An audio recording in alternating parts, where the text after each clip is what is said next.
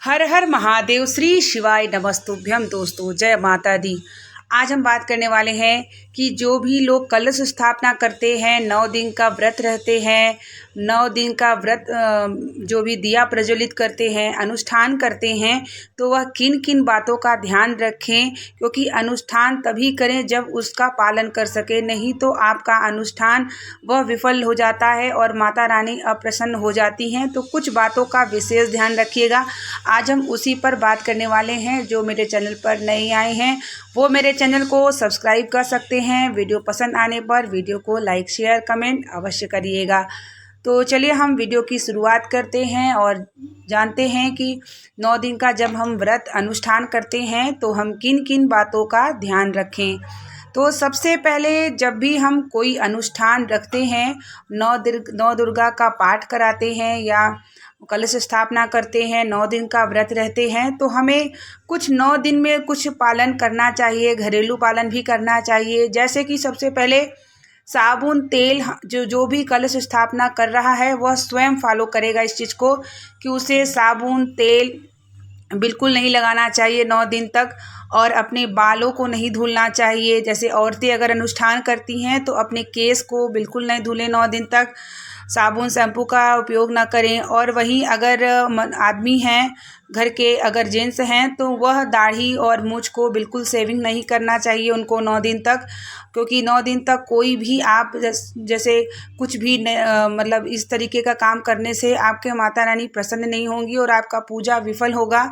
और जैसे कि आपको कहीं अपना अगर अनुष्ठान कर लिए हैं और आपको कहीं भी किसी के घर में रात्रि में नहीं रुकना है, उन 9 दिनों में आपको विशेष ध्यान रखना है कि जब आपने अनुष्ठान रखा है तो माता रानी आपके यहाँ आ चुकी हैं, और अगर ऐसे में आप कहीं जगह रुकते हैं तो माता अप्रसन्न होंगी।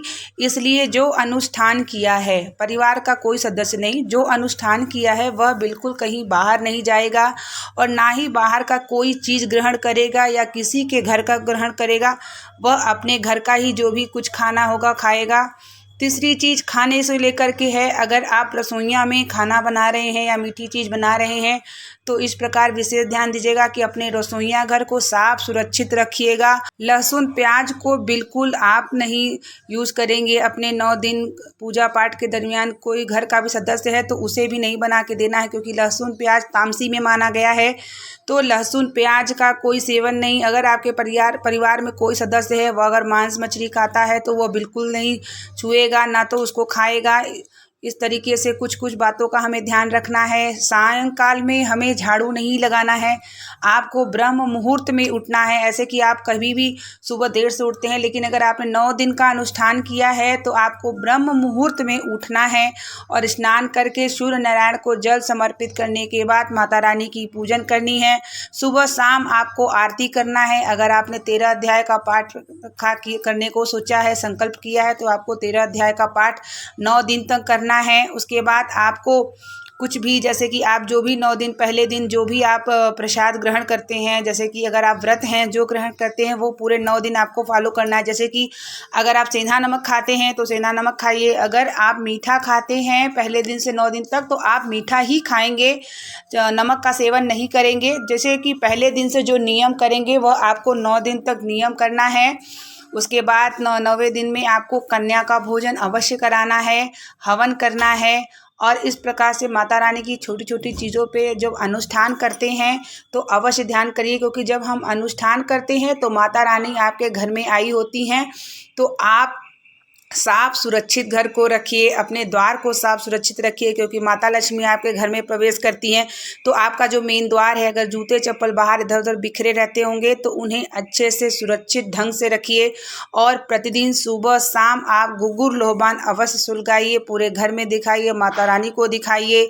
सायंकाल में जब आप कपूर प्रज्वलित करते हैं तो उसमें काली लौंग अवश्य डालिए। ऐसा करने से आपके यहाँ जो नकारात्मक ऊर्जा है वह समाप्त होगी। और जब आप माता रानी को भोग समर्पित करते हैं तो कोशिश करिए कि अपने रसोइया से बनी हुई ही चीज़ माता रानी को समर्पित करें। बाहर से बनी हुई चीज़ों बिल्कुल मत लाइए आप घर में। माता रानी को हलवा है, कभी खीर है, कभी पुआ है, इस तरीके से माता रानी को सायंकाल में जब पूजा करते हैं तो आप अवश्य बना करके माता रानी को समर्पित करें। सुबह के समय फल समर्पित करें, माता रानी को अनार अवश्य समर्पित करें, क्योंकि माता रानी को अनार फलों में बहुत ही प्रिय है। तो अनार अगर आप समर्पित करेंगे तो माता रानी प्रसन्न होंगी। और जो भी आप भोग बनाइए वह घर में बनाइए, इससे माता रानी भी अवश्य प्रसन्न होंगी। बाहर की चीज़ें हो सके तो बिल्कुल नहीं, श्रीफल तो आपको चढ़ाना ही चढ़ाना है। इस प्रकार से कुछ-कुछ बातों का जो अनुष्ठान करते हैं, 9 दिन का व्रत करते हैं, तो उन्हें छोटी-छोटी चीज़ों को पालन करना होगा।